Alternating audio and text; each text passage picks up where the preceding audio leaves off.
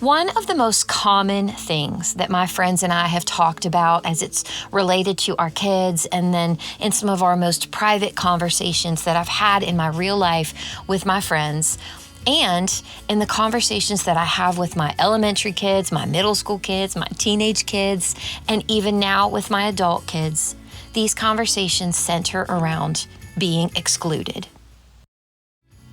Hey, my name is Sarah Short, and I'm a busy mom of 5 kids, and after almost 2 decades of parenting, I'm here to share with you everything I've learned from my triumphs and successes and from my biggest mistakes. Think of me as the mom who's been where you are, remembers how hard, hilarious, and exhausting your days are, and wants to help you navigate your days as a mom with courage and intention, all while fostering amazing relationships with your kids and a home life you love. My Nana once told me, there's no way but through. Turns out she was right, in life and in motherhood. So throw in some headphones and come laugh and cry with me as we talk about all things mom. This is the No Way But Through podcast. Welcome back into the No Way But Through podcast. I hope that all of you had a wonderful Mother's Day this past weekend, and that you, if you're a mom, you felt loved and celebrated. One of the things I've learned in many different ways throughout my life is how God brings mothers into our lives in different seasons and in many different ways. There was a season in my life when I didn't have a relationship with my mom as an adult, and God just brought these amazing women into my life that played that role for me. And I've had friends over the years that have been like moms to my kids, like second moms in different ways. And I love that this definition of mom isn't just singular to mean one specific thing, but that God can really use all these different kinds of women to be mothers. So whether you're a mom or not, or you were able to celebrate with your mom or not, if she's no longer with you, whatever this weekend looked like for you, I hope that it was a sweet one for you in some way. One of the things I'm so grateful for as it relates to this podcast is that I have gotten no small amount of in-person, real life, or even messages coming through Instagram or emails that I get. I've gotten no small amount of feedback on what y'all love for me to come on here and talk about and what topics are most helpful to you. I came into this podcast last fall with a pretty open mind and heart about what I was going to podcast about, because what I really wanted was for it to actually evolve and actually be helpful. I've had a lot of years of being a mom, almost 20 years now, and I've had a lot of experiences over the last 50 years of my life that have formed me and informed me. And I really, really love people. I love studying people and getting to know people. And I love thinking about what makes people tick and how to love people really well. I have absolutely no desire whatsoever to go back to school in any way, shape, or form. But I do consider myself to be a student of people. I love hearing people's stories. I love hearing their experiences and what forms their perspectives, and a lot of years of relationships and hearing stories. And over the course of my 20 years as a mom, I've poured all of that now into this podcast with me. I've brought it with me, and I wanted to use it all to be able to help you guys who are listening. One of the most consistent pieces of feedback that I get, or messages that I get that come through Instagram or through my email, or people that come up to me in my real life and tap me on my shoulder at church and say, hey, Sarah, this is what I really love when you talk about on your podcast. One of the most consistent things I hear from people is that y'all love it when I talk about friendship. Friendship is hard. I probably don't have to convince you of that, do I? Friendship, from the time we have our first memories, and from kindergarten and first grade all the way up through our elementary years, teen years, into college, when we get married, our newly married couple, all the way up through adulthood. Friendship is complex and it isn't easy, but friendship also provides some of the sweetest moments of our lives. I get why you guys want to hear more about it, and I tell you this regularly, but the third episode of this podcast remains still the most listened to episode on this podcast. The one I recorded on 4 ways to know someone is for you. It's still getting shared. It's still getting listened to by new people every week, and I'm still getting messages about it. One of the most common things that my friends and I have talked about as it's related to our kids, and then in some of our most private conversations that I've had in my real life with my friends, and in the conversations that I have with my elementary kids, my middle school kids, my teenage kids, and even now with my adult kids, these conversations center around being excluded. Being excluded hurts, right? I mean, being excluded downright sucks. I don't care if you are a 6-year-old who's getting left out of a game on the playground at recess, or you are a 48-year-old woman who didn't get an invite to the party. Either actually being excluded or feeling like you're being excluded are incredibly difficult dynamics to navigate. No matter what age you are, no matter how many other friends you have, or how good your marriage is, or how good your other friendships are, it doesn't even really matter what the circumstances are going on around you in your life.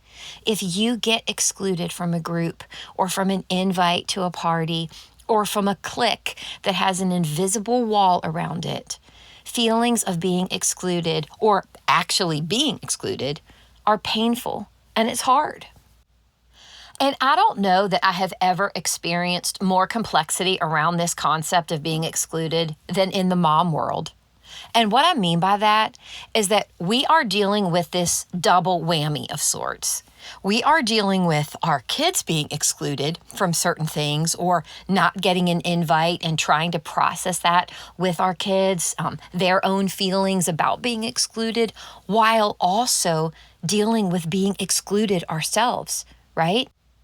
These issues around exclusivity and friend groups and parties and all of that exist across all of our age groups. And so we moms, we're not only dealing with our own issues with our own friends in our own world of relationships and navigating our emotions and friendships, but we're also simultaneously processing with our kids in their relationships and friendships. So we moms end up being in this big steaming pot of hard stuff. And then like a ping pong ball, we bounce back and forth between our kids and us, and then back to our kids and then to us. And all of a sudden, there are just all of these stirred up emotions that we're feeling as moms around exclusivity.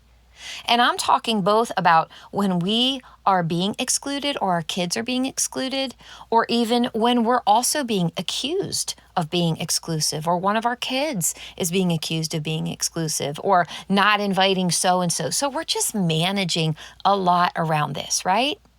We moms are dealing with a whole lot as it relates to this. There are a few topics that I've said this to you about, but I could write a whole book or spend a whole season of this podcast talking about friendships and issues around friendship. And so today's podcast episode, it is just going to touch the surface of this topic. What can we do when we're being excluded, or we feel like we're being excluded, or one of our children is dealing with the same thing? What can we do? What is the best way to handle it? Is there anything we can do when we're having trouble making or finding friends, or being excluded from groups that already seem to be formed, or our child isn't getting invited to parties, or is getting left out of invites and we can't figure out why? Is there anything we can do? Y'all know me. If you've been listening to this podcast over the last 2 seasons, what I'm not going to do is give you a whole bunch of actual, this is the right way to handle this. Because like I tell you with most things, there's just not one right way to do things in friendship. There are different good ways of handling situations. And with some of this, as it relates to friendships and exclusivity and our kids' feelings and our feelings, there are many different good ways you can go about dealing with specific situations.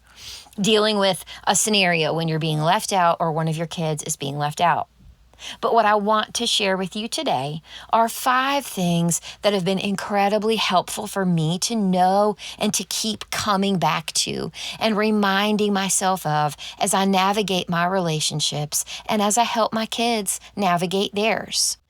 One of the reasons I included both moms and our kids in this episode is that so much of this applies to me and to my friendships, and it applies to my kids and their friendships. The way that I am living and modeling friendship has direct impact on the kinds of kids my friends are and will be. I don't get to act a certain way in my friendships and my relationships, but tell my kids to act completely differently in theirs. What I'm modeling for them as I navigate friendship complexities, or if I'm navigating getting left out from something, they're going to see it and they're going to learn from it and they're going to be formed by it. So it very much matters how I model friendship for my children in navigating hard things inside of friendships, because I cannot tell them to act a certain way and be a certain way and be a certain kind of friend and then be something completely different in my real life and think that my teenagers aren't going to sniff that out. One of the things I love most about children is that they are able to sniff out a bunch of bullcrap. If you're being hypocritical, if we're being hypocritical as parents, and if you're telling them to live in a way that you are not living, they see it.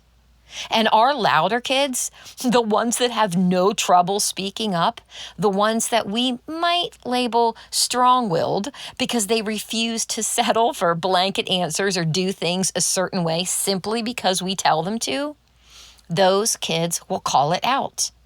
And thank God they do, because sometimes we need to hear it.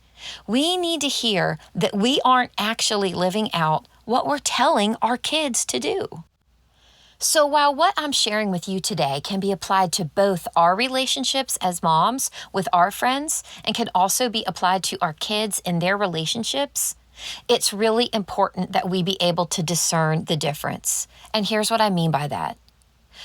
When it comes to helping our kids navigate friendships, and specifically today, this idea of when they're being left out or excluded, it is important that we bring our wisdom to the table, but not our hurt. Many of the experiences that we have, many of the experiences that we had when we were younger will not necessarily be our kids' experiences. The hurt that we felt because of things that happened to us inside of friendships may not be our kids' experiences at all.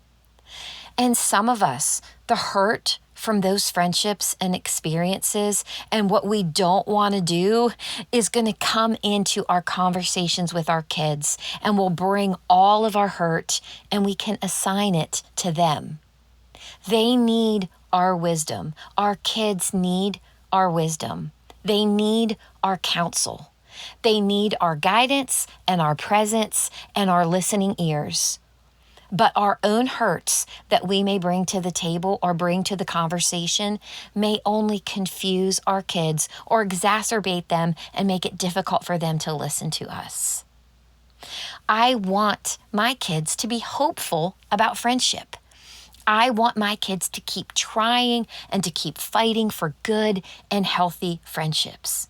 And so when I bring my wisdom and I leave my hurt to the side, not my compassion, but my hurt, my own personal hurts that I have felt and seen in friendships that I've had, then I'm better able to clearly see things and to actually help my own kids.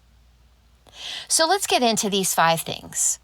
We're either being left out or excluded intentionally or unintentionally, or this is a pattern that we're seeing in our lives where we're consistently being excluded. We're seeing in our kids' lives where they're getting left out of certain groups, they're not getting invites, or maybe there's even a few specific situations that have been really painful and some that you've really had to do some hard work with. What can we do? Can we affect any of this? The good news is we can. Some of this is what we need to believe, and some of this are things that we can do. All right, so let's hop into these 5 things. Number 1, live an inclusive life. I started with this one because this is something that I talk with my kids about a lot, and it's something that I deliberately fight for and do and hold up as so important in my life. I want to be an inclusive kind of friend. I want to be an includer. One of the best ways that you can attract and foster and develop good, healthy, close relationships is to not be exclusive yourself. I tell this to my kids all the time. Does everybody have to be invited to everything? No. Will everybody be invited to everything? No, that is just a fact of life. That is the way that it is. It's the way that it should be, and it's the way it's always going to be. I have close friends. I have friends, and I have acquaintances. I have all 3 of those. I do more with my close friends than I do with my friends and my acquaintances. The same is true of my kids. And other people have the same. They have close friends, they have friends, and they have acquaintances. We are all going to naturally do more things with our close friends and our friends. But that can all be true, and we can still be inclusive people. What does it mean to be an includer? What does it mean to live an inclusive life? It means that there are not invisible boundaries around your friend groups and your friend scenarios and your friend situations. There is not an impenetrable wall around anything or anybody that nobody else can ever permeate because you've set it up that way. We cannot control how other people choose to live, and we cannot control what invisible walls and boundaries others put up around their friendships or friend groups or parties or whatever it is. But we can control ours. You get to remain open to seeing people who aren't being invited and aren't being invited in, and you can be a person that draws people in. I tell my kids, this is how Jesus was. He had close friends. He had his people, but he was always drawing in, drawing close other people that others weren't seeing. And there's something so beautiful about that. And that's what I want to emulate. That's the kind of heart I want my kids to emulate. I talked to y'all about my friend Courtney in episode 3, 4 ways to know someone is for you, when I shared with you that one of the ways you can know someone is for you is that they want all of your good relationships to flourish. My friend Courtney, she is an includer. I told you about this in that episode, but when I first started attending our church, when we'd first moved to Raleigh, and I did not have a single friend inside the church, and I met her one week, within a couple of weeks, she had organized a play date with all of her closest friends, all of them, so that I could meet her friends and they could meet me. She did that for the sole purpose of wanting her friends to love me and for me to love her friends. I get choked up whenever I talk about this because this is what it looks like to live an inclusive life. Courtney does not put invisible boundaries around her friendships and friend groups. She has friends all over the country. In fact, she has friends all over the world. And I watch how she interacts with them on social media and how she loves and is for people so well. All of these different people who live near her, people who don't live near her, how she cheers for and loves me. She is an includer. And she has as many issues as anybody else in friendship from time to time. But one of the ways that I have watched her be an includer in her life, one of the things that I've watched happen to her is that she consistently has friends. She keeps all of her old friends because everybody loves her. She is always open, even still, to new friendships with new people. And I love it when she comes to me and says, one of my new friends and I are doing fill in the blank. And it's usually somebody whose name I've never heard before. But do you know why? It's because she's an includer. This is who I want to be, and this is the kind of friend that I want my kids to be. Does this mean you're never going to get left out? No, of course not. But it is magnetic, and people love it, and they want to be around it, and they want to be around you. I don't care how mean-spirited someone is or how exclusive someone wants to be. If you hang around with someone who's an includer, who is kind and lovely and sees people, you can't help but be affected by it. So what I want to encourage you with in this first point is, before we go into why you're being excluded or how hard that is or any of that, I just want to encourage you to be the kind of friend that you want to attract. You be an includer. You teach your kids, even from the time they're 4 or 5 years old, when they're leaving to go to kindergarten, to be an includer, to see people, to look around their classroom and see if there's someone who's always by themselves or at recess, to run to them and include them in their game. I talk to my little kids about this. They are able to understand this. This is how Jesus is. He is never exclusive. He sees people. I want to be this, and I want my kids to be this too. Number 2, if you are being left out, God is often protecting you from further hurt. The hurt that exclusive people inflict on one another is often far worse and far more regular than the hurt they inflict on the people they're leaving out. The group you might think you want to be part of could actually be so bad for your heart and soul. And here's where it's hard. The group that your child might think they want to be part of could actually be so bad for their heart and soul. One of the things I love most about God is that He is a friend who is for us. He is the ultimate example of the friend who is for us. We don't have to look any further than at the person of Jesus to see the heart and character of God. God is always for us. And if He is keeping something from us, if He is keeping someone from us, it is because His good hand is keeping it from us. He will not withhold from us what is good for us.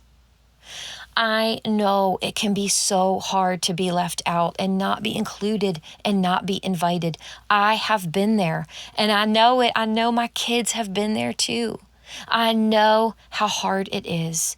But sometimes it is the hand of God that is protecting you, that is protecting your child from destructive relationships, from destructive people, and from further hurt and pain.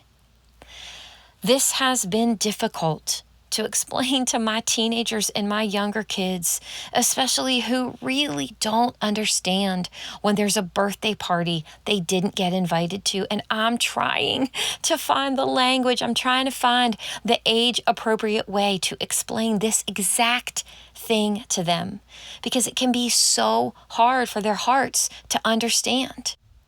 But the truth is, sometimes God's no's in relationships are a yes to us. When He says no to a relationship that we think we want, sometimes He's really saying yes to us. And how good and gracious is He that He will withhold that He will withhold that thing that is not good for us, that He will say no when something isn't good for us. One of the things I've witnessed now that I've gone through, gosh, all of my 30s and 40s, I've had high school friendships, college friendships, I've been a young mom with friends, and now all the way up through my 30s and 40s, is that exclusive people attract exclusive people. They just do. People who love exclusivity and the exclusiveness of their parties or the exclusiveness of their friend group, it's what they bank their identity on. And it relies on everybody else in the group being exclusive too. You don't want your kids to get into or be part of a group down the road that is the very group that is inflicting the pain on your child now. Getting into that exclusive group isn't the answer. In fact, it's oftentimes where more pain is found. And the same is true for you. That mom group that you can't break into, that friend group that, gosh, it seems like they're always out having a big time and you're never invited, you're not part of it, even though you're lingering around the edges of it. They foster exclusivity, and it is painful and hard. I know it. But I can guarantee you there's a whole lot of pain and a whole lot of hard inside that group. And I can tell you this now because I've now had 20 years of friendships just in my 30s and 40s, just the last 2 decades that I've been a friend. I've watched this and I've heard about it. And what goes on inside exclusive groups is often a whirlwind of pain and hurt and difficulty. God will, in His kindness and goodness and grace to you, withhold from you things you think you want. And He will do the same for your kids. Is that easy? No. But I have learned to trust God's hand because I've learned to trust His heart for me and my kids. Number 3, I ask myself, is there something I'm doing that might be contributing to people not wanting to include me? Ouch, right? I don't want to sit with that question. I definitely don't want to sit with that question when there's a specific group of people in my mind or a party or a thing. I don't want to think about it. It just kind of sucks, right? And if you think that's hard, if it's going round and round in your mind and you're thinking, gosh, that's hard, try asking yourself that question about one of your kids. Is there maybe something my child is doing that might be contributing to other people not wanting to include them? Oh my gosh, it literally makes me want to tear up and cry, even speaking that, because I see my kids as so lovely and special and fun, and who wouldn't love my kid?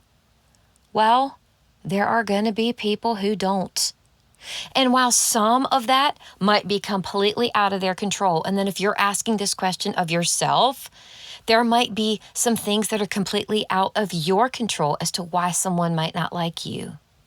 But there very well may be things that you are doing or that one of your kids is doing that are contributing to them not getting the invite or that are contributing to you not getting the invite. That's just really hard, right? It's hard to sit and think about that. But you know what that is? That's really good intentional work. I hate shame. Shame is from the enemy. But stopping and evaluating our hearts and evaluating our behavior and fighting to become more Christ-like, fighting to become good friends, better friends by addressing the stuff that's going on in our hearts, stuff that we're doing out of our own insecurities or things that we're doing that maybe we need to do a check with, we need to try to work on and do better. That's good work. As Jason and I were talking about this episode before I sat down to really fully hash it out, we kind of came to this conclusion that there really are 2 different kinds of people. There are those of us who immediately, when we get excluded from something, from like a friend group that we can't get into, it's a party invite we didn't get, we immediately begin to think, what's wrong with me? What is wrong with me? Why am I so unlovable? Why don't people like me? And then there are people who get excluded, don't get the invite, can't break into a friend group. They immediately go to, what's wrong with those people? Why are they jerks? And the internal dialogue inside of us becomes all about them and how mean they are and all of their issues. And I'm not like that. It really isn't anything about me. It's all about them and how they're acting. In any given situation that we're faced with, in being excluded or being left out, I think it's good for us to look at both, to not focus on other people and all of their issues, and to not just focus on ours, but to try to look at the whole picture. I do think it's really important that we look at ourselves and our hearts and our behaviors and the ways that we're acting towards other people and ask ourselves this question: is there something, are there things that I'm doing that are causing other people to not want to include me? Y'all, I want my kids to be in a healthy place where they can ask themselves this question, because this kind of question can lead to really good self-awareness and then really good change.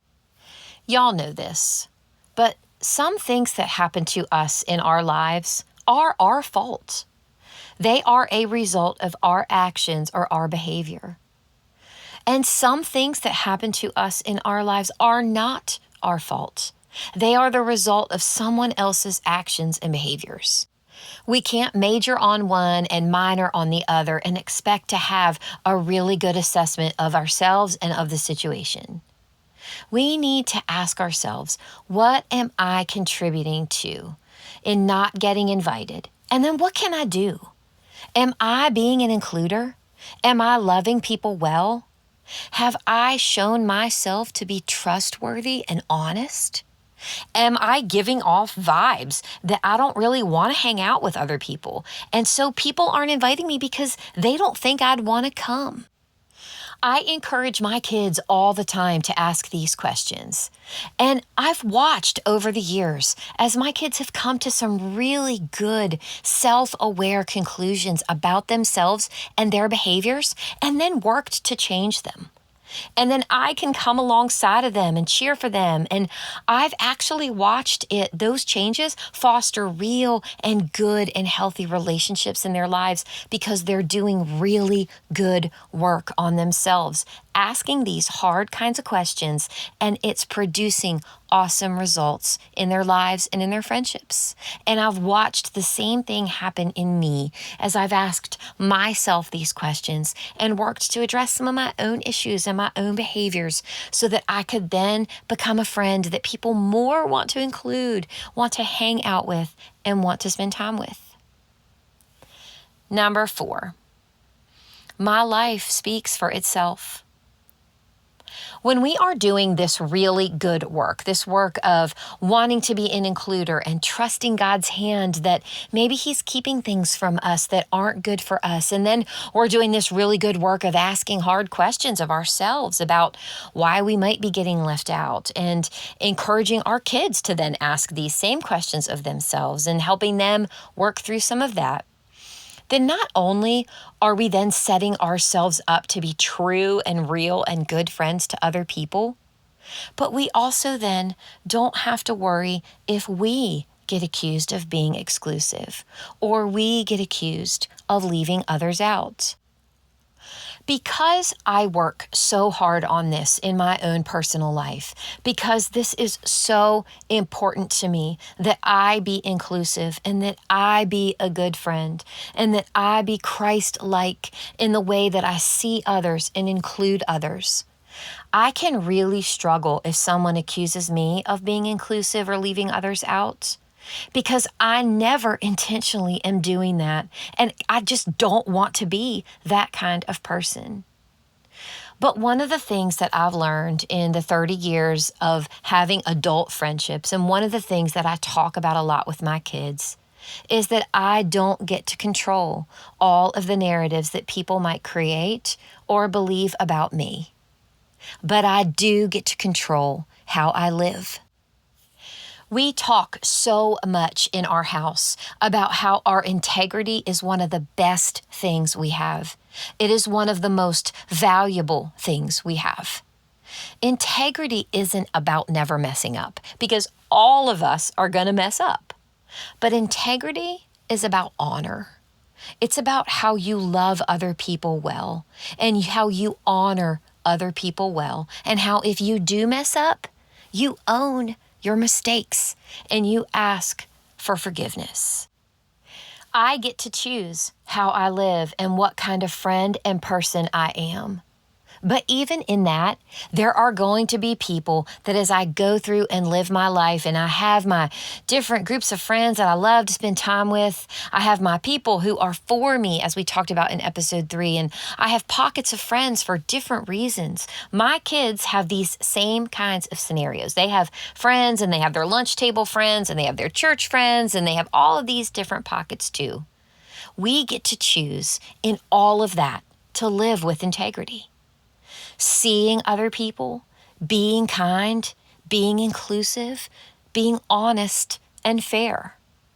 But even with that, I've gotten accused over the years at times of not inviting somebody to something and gotten asked why. And my kids have had the same thing. And a lot of times what happened whenever that has happened to us is that the narrative that this person has created around me or my motives behind what I was doing, or the motives behind what one of my kids was or wasn't doing, the narrative wasn't correct.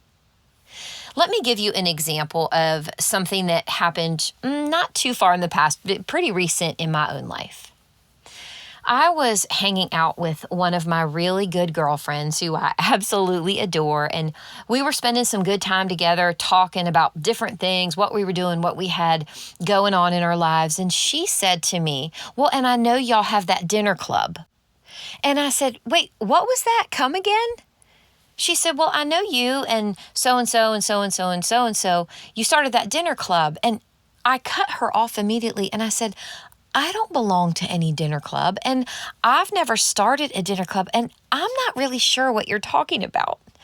To which she then listed off the names again of the people that we had been talking about. And I think I actually kind of giggled and kind of laughed and said, "You mean the accountability group that I have where we get together and do some Bible study and some accountability stuff?" To which she responded, "I don't know. I just heard y'all started a dinner club and it's all fine and it's good." And the conversation just kind of ended there with me saying, "Hey, we don't have a dinner club." I explained to her then the accountability group that I have, where it was some wives of our husband's accountability group, and we were getting together to do some Bible study, read the Bible together, and then that was kind of the end of the conversation. Now, y'all, I love this friend. She's actually one of my really, really close friends. But for however long, I didn't ask details because honestly, I did not want to get into the weeds with it. I don't know who started the rumor.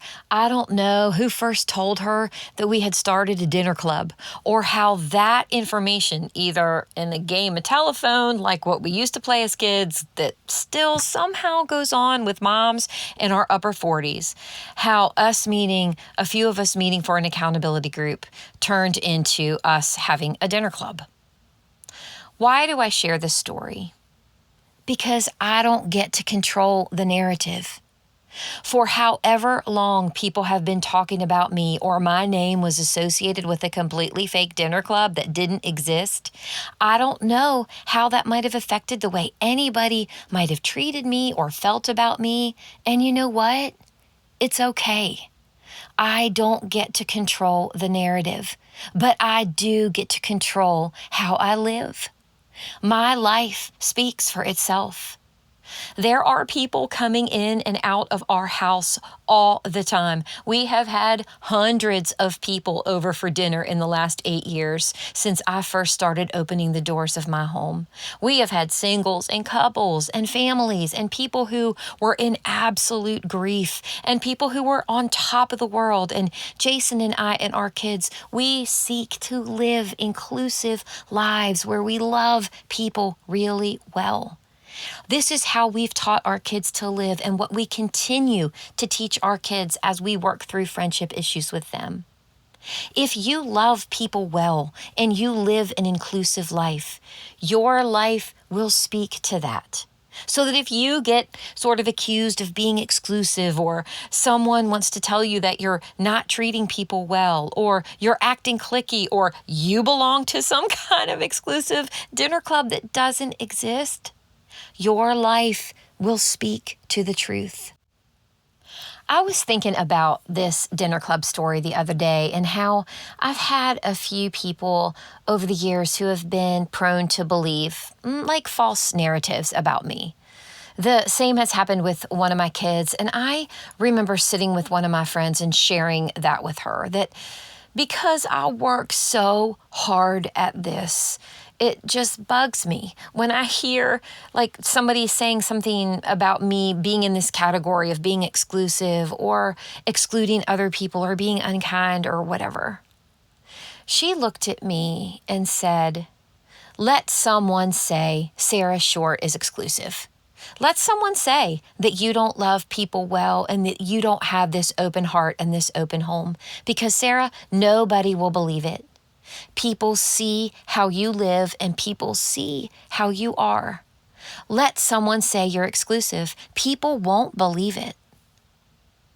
I am not telling you that to pat myself on the back. I'm telling you that because I want you to fight for a life where you love people so well and you are so welcoming and you are so inclusive and you seek out people who aren't seen by others and you look for ways to love people well. When you do this, you fight for this kind of life, your life will speak to it. People will see it.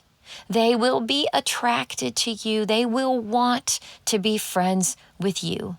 They will want to have you around, and they'll want to include you.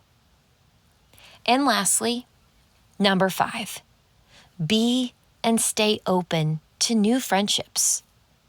I saved this one for last because this is just really good counsel and wisdom, whether you or your kids are on the receiving end of being left out, or you have found yourself inside the clique and you're listening to this and you're like, man, I am beginning to wonder if we are excluding people and being kind of cliquey here. This is for all of us. If you have found yourself in a season of life where you don't have friends, like I've shared with you about my time in Michigan, when I landed in that state of Michigan with Jason and my 1-year-old son, and I didn't have a single friend in the city of Grand Rapids. If you found yourself in a season like that where you don't have friends and you're wondering, I just don't know what's wrong with me. I don't know what I'm doing. I actually see other people in friendships and having fun, and I feel like I'm getting excluded, and I don't know why, and this is so hard, and you're walking through that with your kids too. Stay open to new friendships. My Nana used to always tell me, you never know who's coming around the corner. And it's true, y'all. You never know what room or what church service or park or playground or what restaurant or what doctor's appointment you're going to walk into and start up a conversation with someone, and they could end up becoming your next best friend. Y'all, I love hearing stories of unlikely people who have become friends and the unlikely places where their friendship has started. You just never know. Some of my best friends have come from the most unlikely places, scenarios and circumstances, and it's a miracle that we're even friends. Like, I can't believe it. But my heart, it remains open to friendship. I'm always open to new friendships. I'm in a season of life right now, right where I am today, where I actually have a really good, solid community right now. But that has not always been the case. But even now, this is so important because it's good for all of us that no matter where we are with friendship right now or where our kids are in their relationships, that our hearts are open to new friendships. I love making new friends. I don't feel protective of different groups of friends that I have. I don't place invisible walls around my different groups of friends. I want to live an inclusive life where I love people well, where I see people who aren't being seen. But also, I'm just open to new friendships and relationships, and I want my kids to see me modeling that too. I talk with my kids about this regularly. Like, listen, I know school can feel like you know everybody already and you know everybody at church and you're never going to make new friends. But listen, you never know who's coming around the corner. You never know what door to friendship God is going to open for you. I was talking with my 13-year-old the other day when I picked him up from track practice, and he hopped in the car and said, "Mom, you're never going to believe what happened today. There's this new kid that just came to school, and he's really cool, and I invited him to come sit at our lunch table with us, and guess what? He loves football and basketball." And I listened to my son talk about this, and I was like, yes, he is getting it. This is my son that has groups of friends all over the place. He is one of the most magnetic people I've ever known in my life. But I continually tell him, hey, buddy, be open to new friendships. Be inclusive. If you see someone new at school, invite them in. Someone new at church, invite them in. Make them feel welcome. Your friend group is not formed and solid. There's not an invisible wall around your group of friends. Be open to new friendships. Be open to new people coming in and joining your group of friends. Y'all, he's getting it at 13. And I was just so proud sitting there next to him, driving him home and watching him smile. And I was smiling too because I'm just so proud of him for seeing this new kid and inviting him in. He's open. He has a ton of friends, but he's open to new ones. So 5 things I like to think about and that I wanted to share with you today as it relates to you being left out or if you're being excluded or the same things are happening to your kids and you're walking through this with them. 1, live an inclusive life. 2, if you're being left out, God is often protecting you from further hurt. Number 3, ask yourself, is there something I'm doing that might be contributing to people not wanting to include me? And have your kids ask themselves that same question as they're processing this too. Number 4, my life speaks for itself. My life speaks for itself. When we live with honor and integrity and we're inclusive and we're kind, our lives will speak to that. Number 5, be and stay open to new friendships. Whether you don't have any friends at all right now and you're really struggling, really fight the urge to be bitter. Don't push people away. Don't say, I've just given up on friendship. Keep fighting for friends. Keep watching. Keep looking around the corner. You never know who God might be bringing into your life. And if you have a ton of friends, be and stay open to new friendships. One of the best ways to safeguard your heart against exclusivity is to stay open to new friendships. Before I close out today, I just want to say something to those of you that are either feeling left out, being excluded, or you're walking through this with one of your kids. When your kids are being left out and excluded, they will develop in resilience. They will become more resilient. They will see the damage it does and want to live inclusive lives.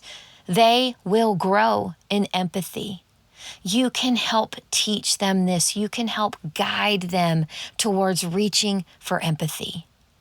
God does good work in the pain that we go through in our lives. In fact, as I've told you in previous episodes, I believe it's when God does his best work is when we're walking through pain and heartache.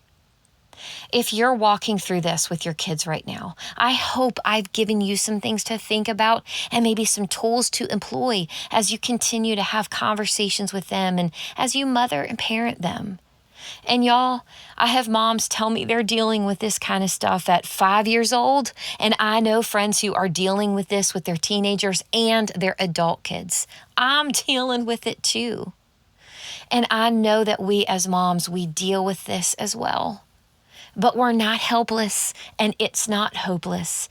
And just like our kids, God is doing good work in us too, if we're struggling right now with feeling left out and excluded. He works in our pain, and He works in our hurt, and He cares, and He loves us, and He's the best friend that is always for us. You can bank on that.